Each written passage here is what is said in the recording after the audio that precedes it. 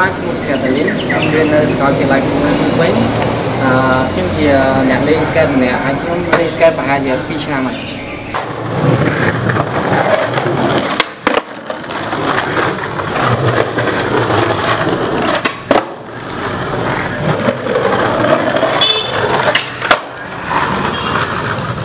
នេះខ្ញុំនឹងបង្ហាញពីរបៀបធ្វើ pop swing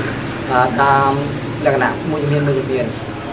ឥឡូវនេះខ្ញុំនឹងប្រាប់ពីអ្នកដល់អ្នកទាំងអស់គ្នាអំពីការធ្វើ pop swing ក្នុងការដាក់ជើងយើងឡើងទៅលើ skate របស់យើងដាក់ជើង pop ខិតទៅខាងមុខបន្តិចបន្ទាប់មកជើងខាងមុខរបស់យើងទុកនៅដដែលជាមួយនឹង ollie បន្ទាប់មកយើង pop ពេលយើង pop មកក្រោយ